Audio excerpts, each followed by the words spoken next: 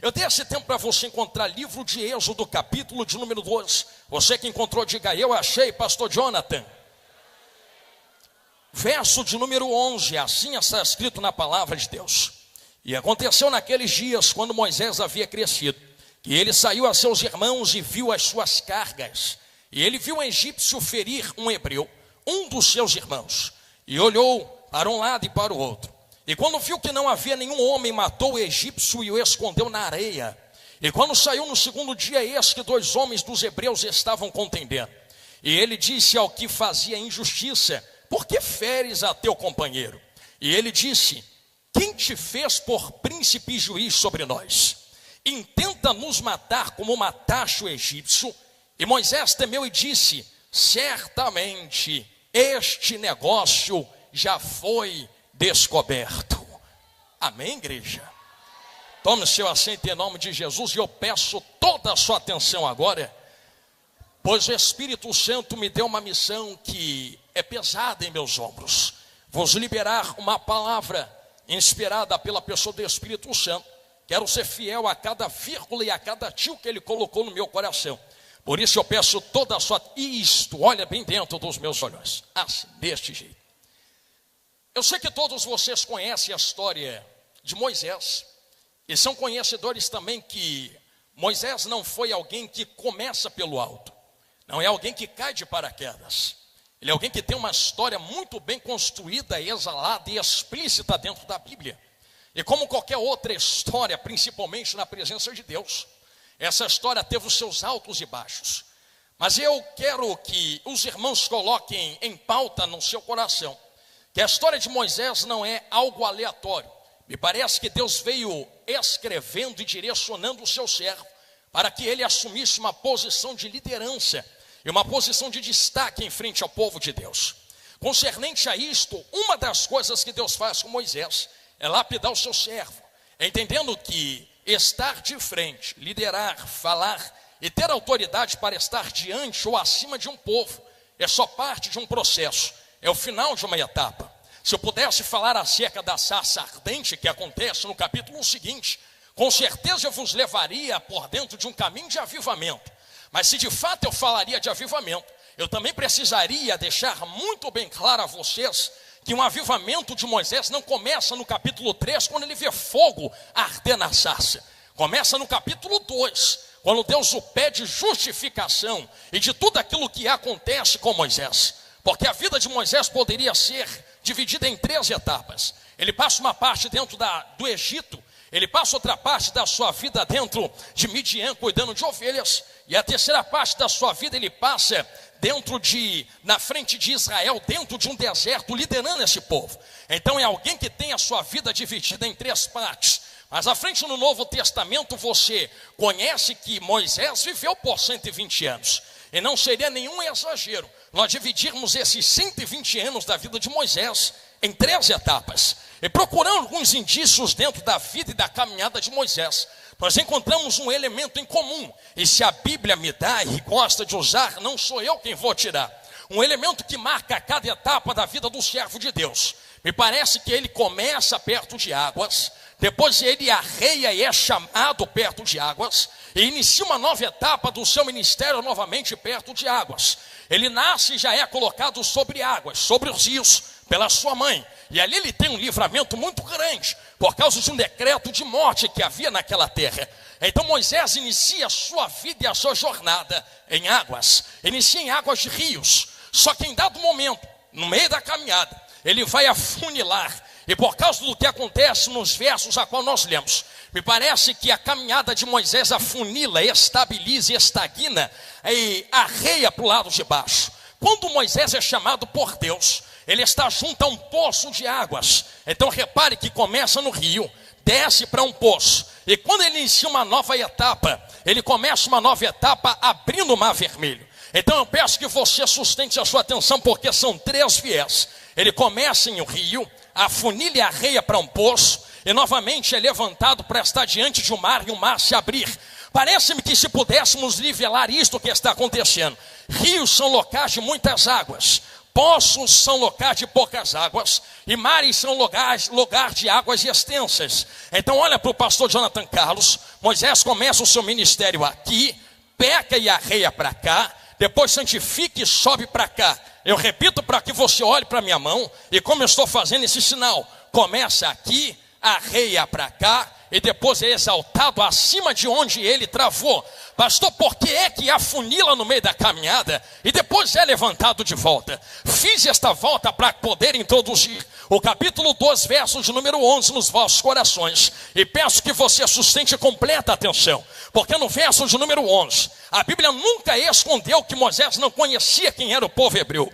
Se você quiser acompanhar na sua Bíblia enquanto nós aquecemos os motores, você vai ver que no verso 11 está escrito: Moisés, já crescido, saiu a seus irmãos. Então ele sabia quem estava indo, conhecia quem estava falando, sabia quem estava defendendo. Moisés sabia quem era o povo hebreu e conhecia já nessa etapa, nesse momento, que vinha dos hebreus, seus irmãos. E exatamente nesse momento, ele vê um egípcio batendo, vê um egípcio açoitando, vê um egípcio ferindo um hebreu. E me parece que quando ele vê um egípcio ferindo um hebreu, o sangue sobe a cabeça, o seu coração se afunila.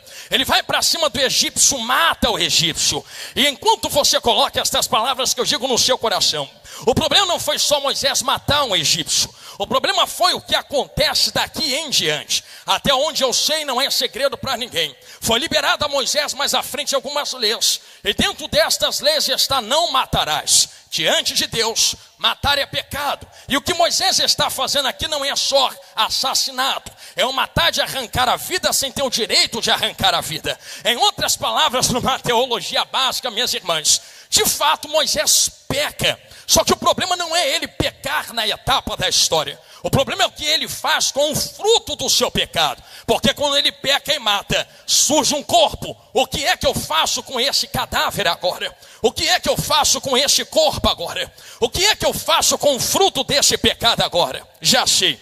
Vi areia, vou esconder por baixo da areia. Se não há ninguém de um lado, se não há ninguém do outro lado, ninguém viu, ninguém está sabendo. Se ninguém está sabendo, ninguém pode apontar dedo. Se ninguém pode apontar dedo, eu vou continuar vivendo a minha vida como se nada tivesse acontecendo. Já entenderam aqui na frente? Vou falar olhando para a direita agora. Ele pega o fruto do pecado, esconde embaixo da areia. E você leu comigo, no segundo dia, vai caminhar como se nada tivesse acontecido entre nós. O problema não é pecar, o problema é sair o dia seguinte como se nada tivesse acontecido.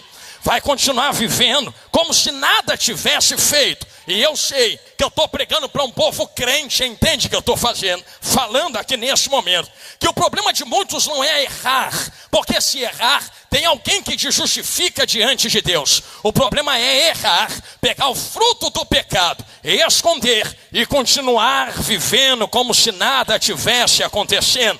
Ele caminha antes do pecado e tenta continuar caminhando no mesmo jeito depois do pecado. Aqui é que está o problema sério da história. O corpo está escondido na areia. Ele vê dois hebreus brigando no outro dia. Estou gostando do olhinho arregalado. Enquanto está brigando no outro dia, já tem gente sorrindo, entendendo onde eu estou querendo chegar. Ele vai tentar separar a briga, como fez no dia anterior. Alguém aponta o dedo para ele e diz: espera aí, rapaz. Quem te instituiu juiz e príncipe sobre mim? Quem te colocou como liderança sobre mim? Vai me matar como matou ontem? Vai fazer comigo como fez com outro ontem? Vai me esconder na areia como escondeu o outro ontem? Sabe qual é a resposta de Moisés, igreja? Certamente este negócio já foi descoberto. Foi descoberto porque não era para descobrir, não? Não era para ninguém saber, não? Não era para ninguém ver, não? Não, pastor, por isso escondeu na areia. Exatamente. Quem vive com pecado escondido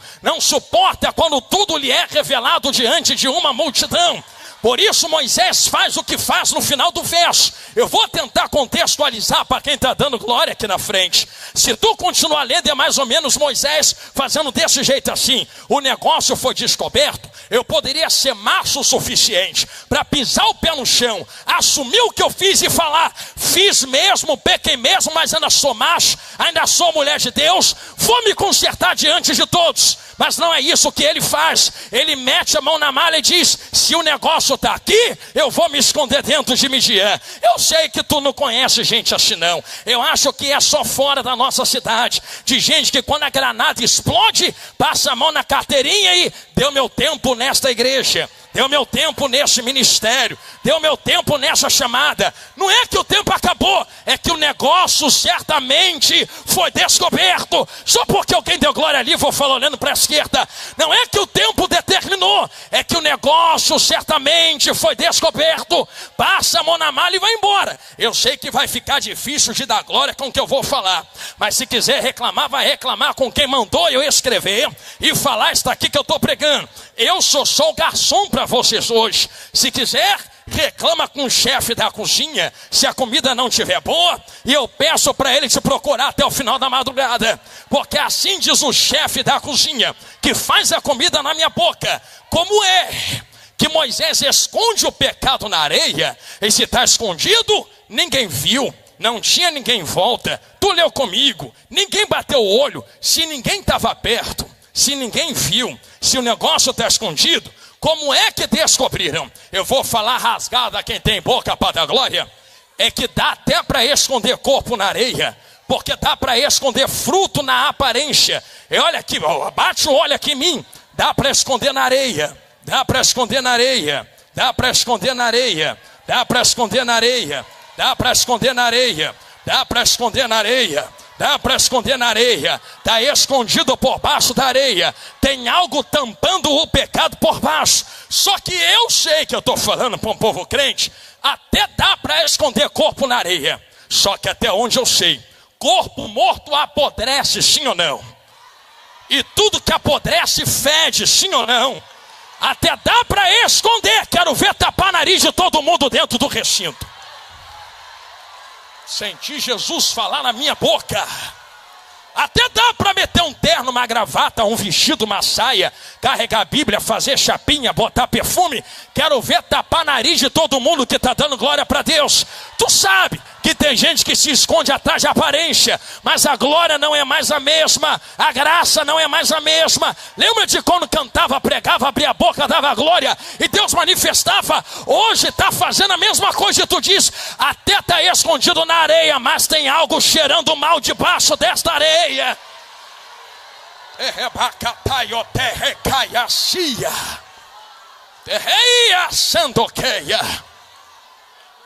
Só que eu estou pregando, e sendo bem específico a voz, não dá para tampar nariz de todo mundo dentro do recinto, porque o problema, e permita-me contextualizar, está muito explícito no texto. Não vinha ninguém de lá, não vinha ninguém de cá. Se não tem ninguém me olhando, ninguém viu. Se ninguém viu, dá para continuar vivendo como se nada estivesse acontecendo? É que Moisés cai aqui. Só que certo dia, agora eu vou passar para a segunda marcha, daqui a pouco eu volto no capítulo 3. Um varão galileu estava andando no Novo Testamento. Juntou 3 do lado dele e falou: tu, sobe comigo para o monte. Sobe para cima do monte. Enquanto ele está no monte, é transfigurado. O rosto começa a brilhar. Parece do lado dele Elias e do outro lado Moisés. Me parece, numa base de contexto teológico, no dia que Moisés pecou, não tinha ninguém na direita, não tinha ninguém na esquerda. Quando Cristo é transfigurado, tem um na esquerda e tem aquele que era pecador na direita. O problema é a reação de Pedro quando Cristo é transfigurado. Pastor, por que o problema é a reação de Pedro? Que Pedro vê a glória sendo manifestada e diz assim: esse lugar é maravilhoso, eu quero permanecer aqui. Faz o seguinte, Jesus, eu vou fazer 3 tendas, uma para ti, uma para Moisés, uma para Elias. Vamos permanecer nesse lugar. Teologia e EBD básica, quem está dando glória enquanto ouve esta palavra. Eu sei que é gostoso o monte onde a glória se manifesta. Só que tem demoniado no pé do monte esperando a unção que Deus deposita em tu para fazer a obra. Não se vive só de glória de monte. Tem que descer com a glória que se recebe no monte para libertar quem está embaixo. Então calma que eu estou em Êxodo 2 ainda, mãezona.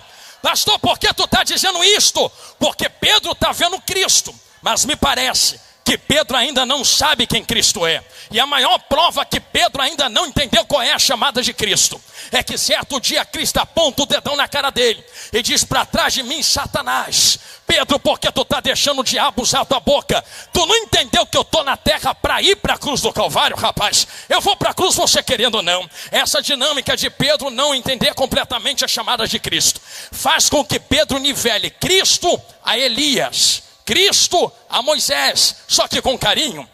Elias foi maior, talvez um dos maiores profetas, sim, até João Batista. E Elias naquela transfiguração representava a boca dos profetas. E Moisés, pastor, Moisés representaria todas as leis que foram escritas. Deus olha para Moisés, Deus olha para Elias, chama Pedrão e fala assim: Pedro, eu sei que Elias foi grande profeta, eu sei que Moisés escreveu muita lei, mas esse que está aí é meu filho amado, a ele eu vi. Moisés é Moisés, mas não é maior do que ele.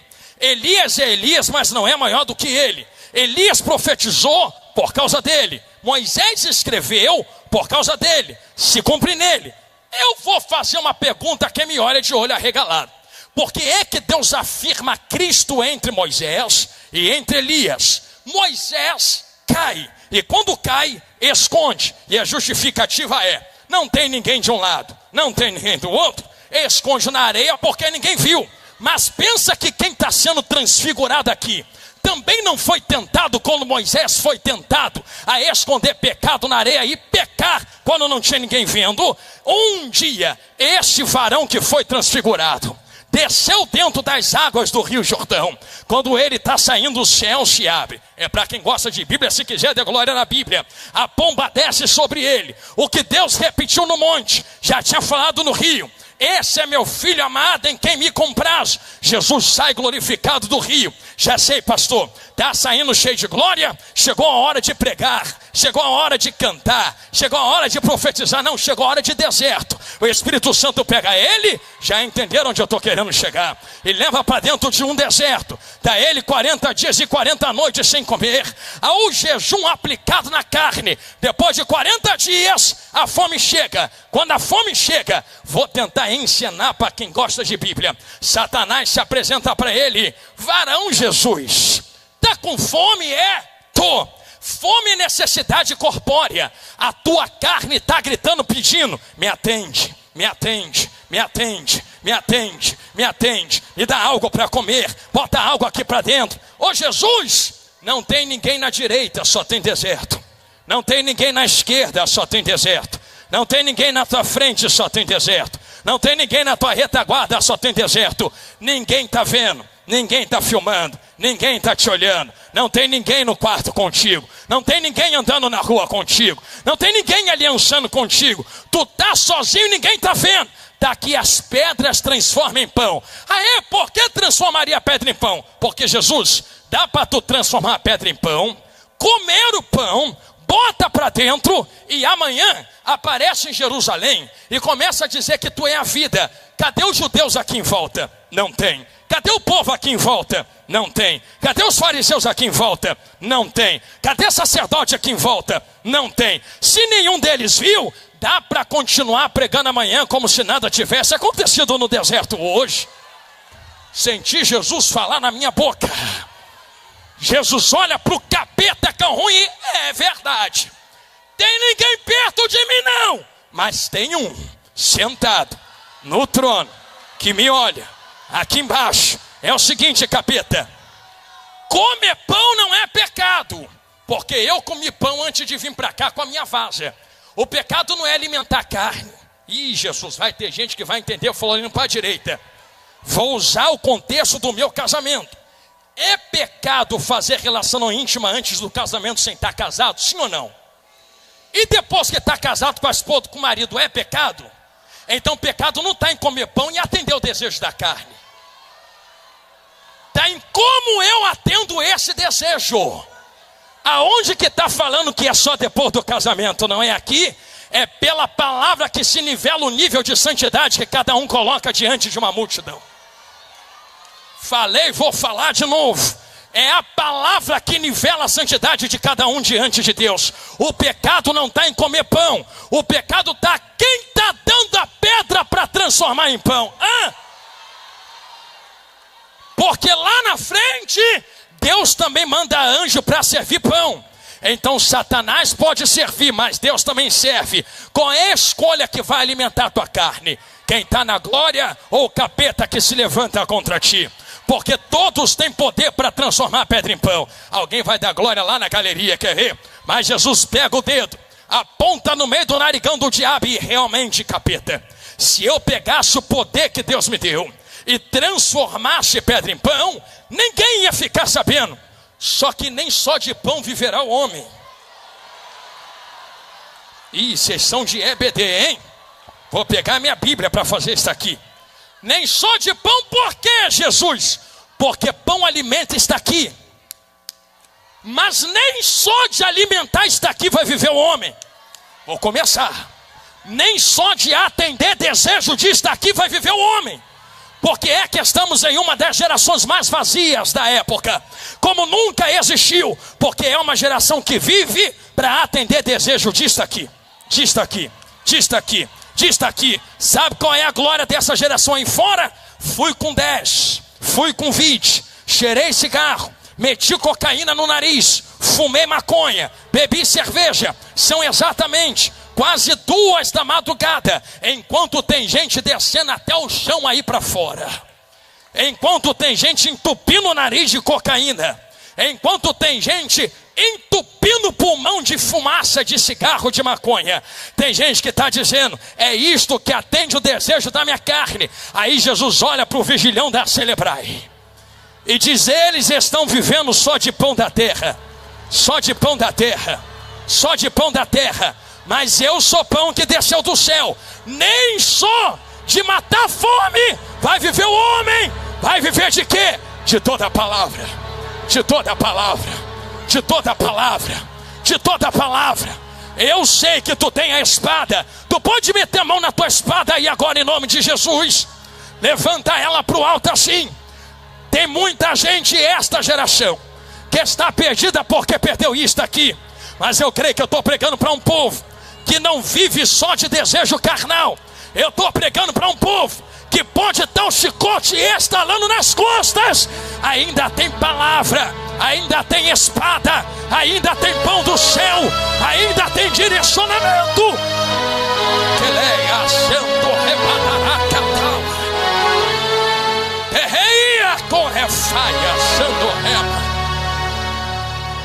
Como eu te amo, Jesus. É esta palavra, Santa Igreja, que norteia e direciona a vida desse povo aqui. Pastor, por que tu trouxe para esse lado? Eu trouxe para esse lado. Jesus me cobre.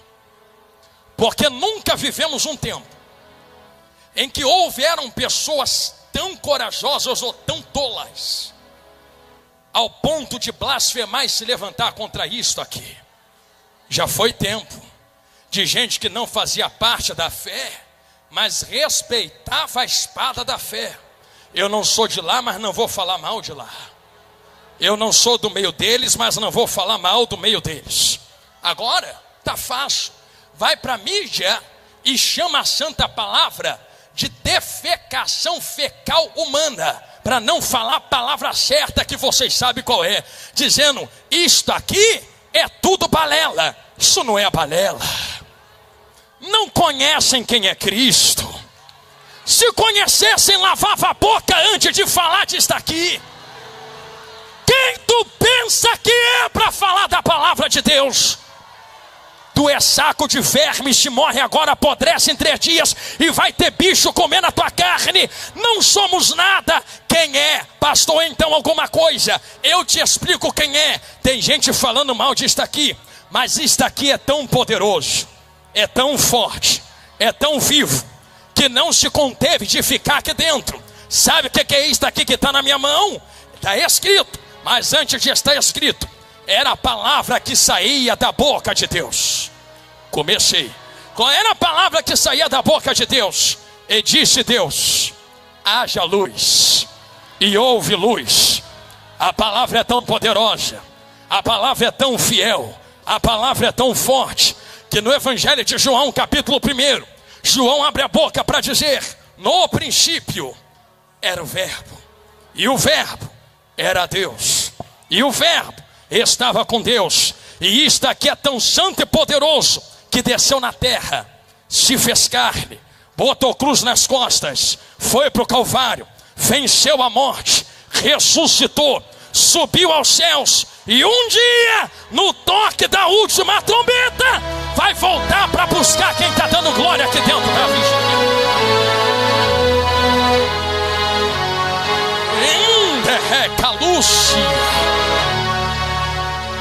Ai, Jesus, lá vai. Eles estão tão corajosos, que começaram a misturar as fés. Um dia eu estou com Deus, outro dia eu estou com outros deuses. Se quiser fazer, faça. Só aceita as consequências do que está plantando. E quem é inteligente está acompanhando, sabe do que eu estou falando aqui agora. Se quiser misturar, misture. Se quiser comer tudo junto, coma. Mas a consequência é perda da primogenitura. Pastor, o que é isso? Estou voltando em Êxodo agora. Lembra da lentilha? De quando Jacó e Esaú estão negociando a primogenitura. Sabe o que a Bíblia diz? O parênteses está aberto. Estou voltando em Êxodo agora. Quem ainda me ouve, diga glória a Deus. Então vai comendo o que Jesus está botando diante de vós. Esaú chegar cansado do campo. Para tu entender a loucura de quem está misturando as fés. Chega cansado do campo. Jacó está cozinhando. Esaú sente o cheiro e fala: nossa, que coisa boa. Jacó olha para ele e é o seguinte: se tu me vender a tua primogenitura, eu te dou isto aqui para tu comer. Aí Esaú olha e fala: rapaz, para que me serve isso aqui? Me dá isso aí que eu estou te vendendo a primogenitura. Sabe o que a Bíblia fala? Eu sei que tu já reparou na EBD. Jacó coloca o que ele cozinhou e dá pão também para Esaú. A pergunta que eu faço é: por que não ofereceu pão antes? Por que só está dando pão depois que a primogenitura já faliu? Com carinho, lentilha ele está cozinhando. Me mostra na Bíblia ele fazendo pão. Se não foi ele que fez. Vou falar de novo olhando para a direita, Jesus me cobre. Se não foi ele quem fez, que direito ele tem de colocar preço nisso aqui? Vou falar de novo. Se não foi ele que fez, que direito tem ele de colocar preço no pão? Ai de quem negocia pão dentro da casa.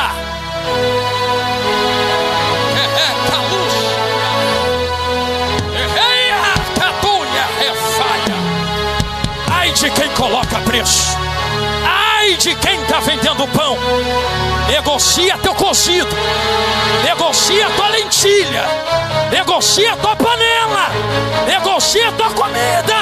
Não negocia a palavra, não coloca preço na palavra. Não tem valor, não tem valor. O que tem é palavra. Eu não posso botar preço naquilo que não é meu. Eu não posso cobrar por aquilo que não é meu.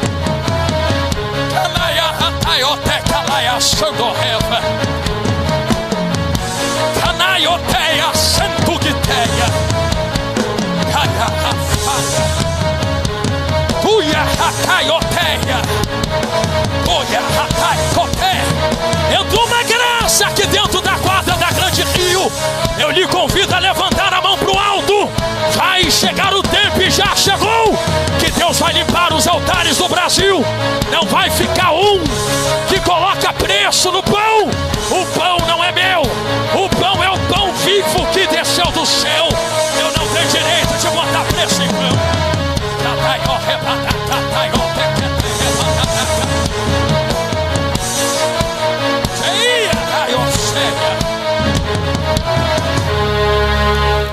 Eu não tenho direito de colocar preço naquilo que eu não fiz. Não fui eu quem fui para a cruz. Não sou eu, haja na boca de Deus. Não fui eu que desci na terra para pagar salário de pecado.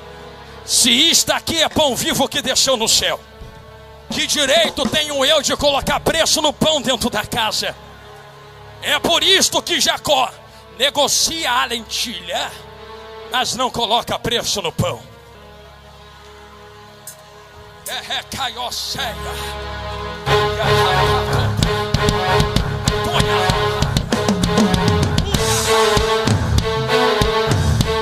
Não tem preço, não tem preço, não tem preço, não tem preço, não tem preço, não tem preço, não tem preço, não tem preço, não tem preço, não tem preço, não tem preço, não tem preço, não tem preço, não tem preço. Eu não posso negociar aquilo que não é meu. É por isso que Jacó negocia lentilha, mas não toca no pão. Oferece pão de graça porque sabe, não posso colocar preço no pão. Mas agora já vendeu lentilha, já arrancou primogenitura. Então para que vai oferecer pão depois que já arrancou tudo de quem está com fome dentro da casa? Jesus me cobre, Jesus me cobre, Jesus me cobre. Ei!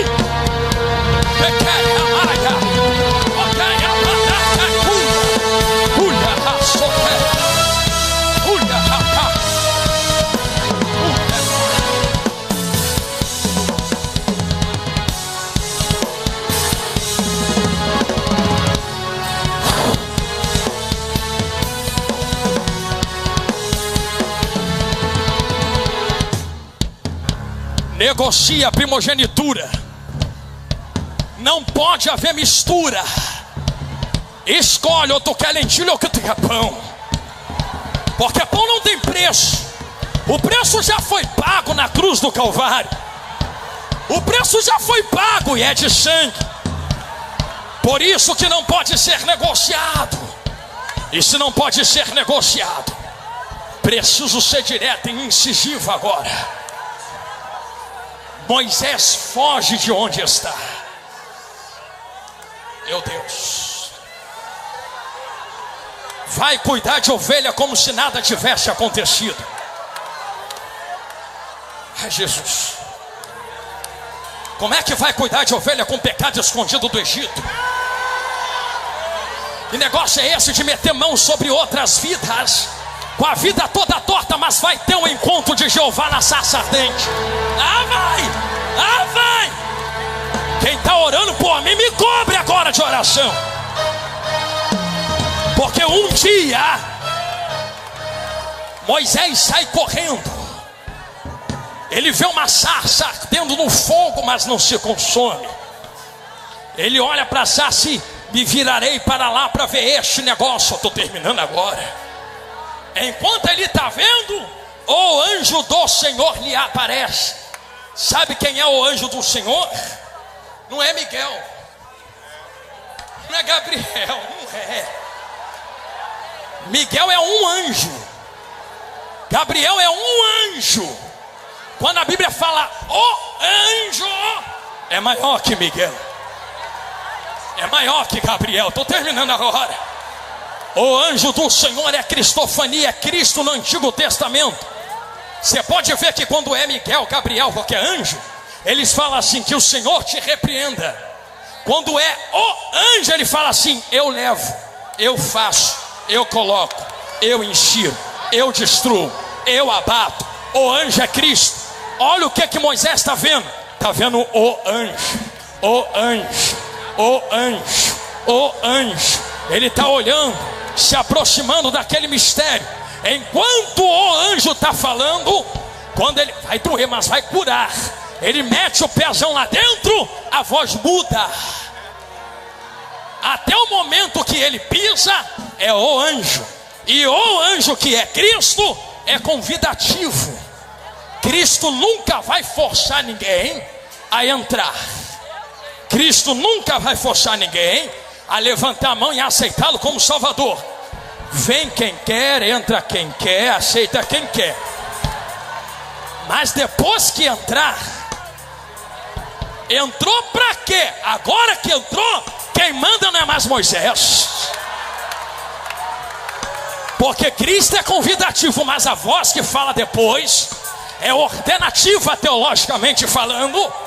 É o Senhor em letras garrafais, é Jeová. Cristo só convida, entra, aceita, faz. Mas quando decide pisar, Cristo vira de lado. Entra Deus na frente e fala: agora quem vai falar sou eu. Quem é de EBD já até levantou a mão para dar glória. Sabe o que é que Cristo fala, meus irmãos? Eu imagino Jesus falando: Moisés, entra se quiser. Entrou, Deus olha para Moisés e coisa da cabeça, pregador: quem mandou tu entrar? Quem te obrigou a pegar ônibus e vir para a vigília? Quem te obrigou a levantar a mão para aceitar meu filho como Salvador? Quem botou arma na tua cabeça para tu seguir a fé? Agora que tu entrou, quem manda não é mais tu. Quem manda agora sou eu, Moisés. É mesmo? É. Eu tenho uma ordem para te dar. Ih, já tem gente baixando ali no meio. Qual é a ordem? Tira a sandália do teu pé, pois o lugar que tu estás é terra santa, santa, santa, santa. Chegou a hora de se consertar, rapaz. Foi só até hoje. A partir de hoje eu tenho uma missão para você. Mas antes da missão, vai ter que tirar a sandália do pé. Sabe o que é que tirar a sandália do pé? Olha aqui para o pastor Jonathan Carlos. Me permite, não me tenha por desobediência ou por bagunceiro no altar de Deus. Tirar a sandália do pé, isto aqui, ó, me permite tirar o sapato para mostrar aos irmãos. Entre mim e entre a terra que é santa, tem uma sandália. Então do que adianta eu estar no ambiente santo se eu não toco a terra santa? Porque entre mim e entre a terra santa tem algo que eu trouxe de fora. Jesus, olha lá o que tu vai fazer. Esse lugar vai explodir de glória. A ordem de Deus é: eu não estou pedindo, entrou porque quis. Arranca a sandália do pé agora. Pastor, eu vou ficar descalço? Não, o que Deus está falando é: tem algo te impedindo de tocar a terra santa. A glória já está aqui dentro, o manto já está no ambiente, o fogo já está pegando, e tu ainda está esperando o que para tocar a terra que é santa?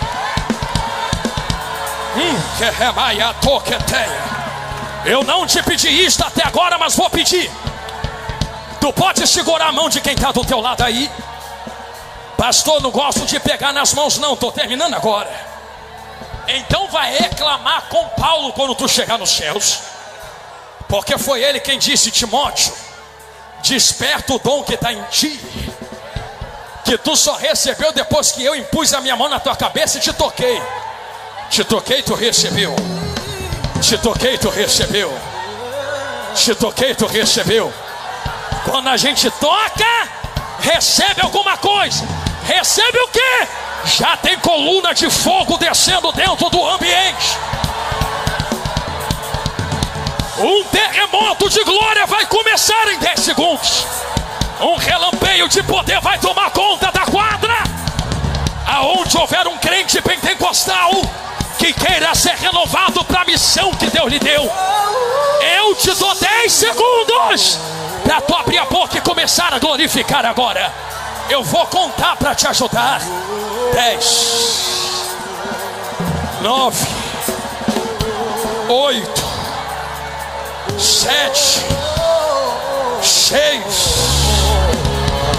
5, 4.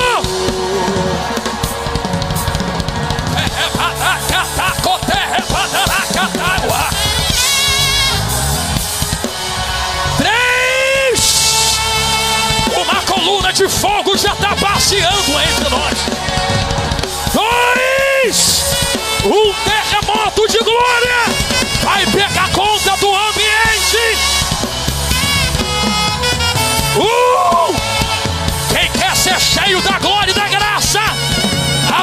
adore agora. Quem tem a glória para dar para Deus, eu lhe convido a encher esse ambiente de adoração. Toca a terra, toca a terra, toca a terra, toca a terra, toca a terra.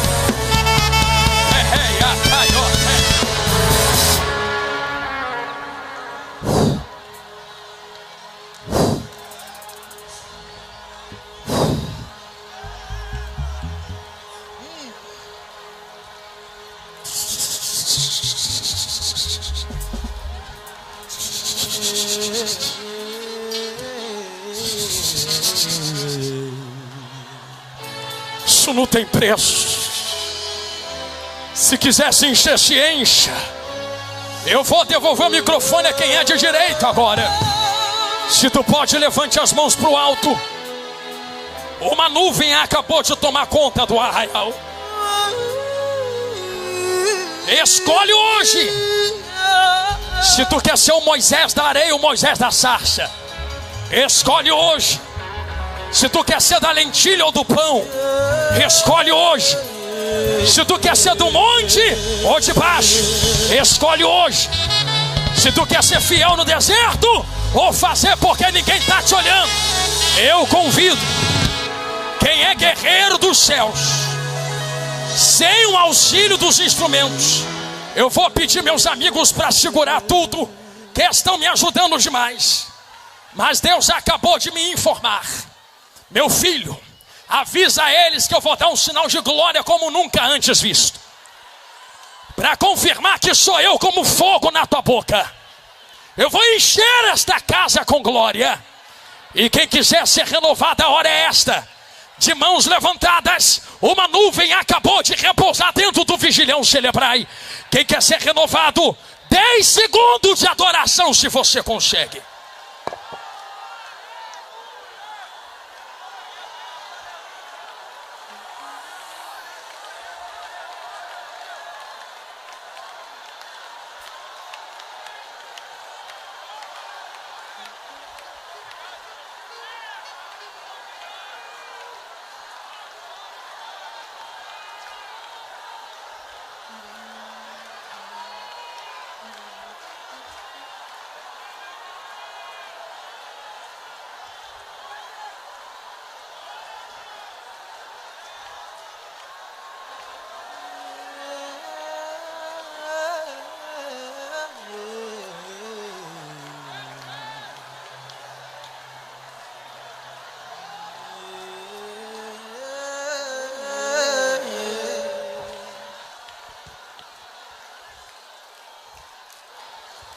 Entro que rebadaca taioseia, caluche remaia caiote reva, taioreva yacia anugite, caiode remanhaçando reva.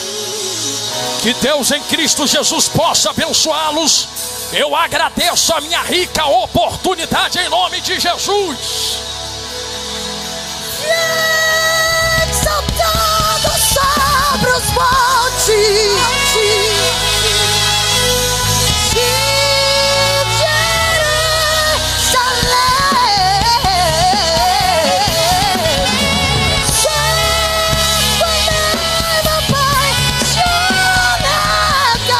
tem uma glória de Deus tomando conta desta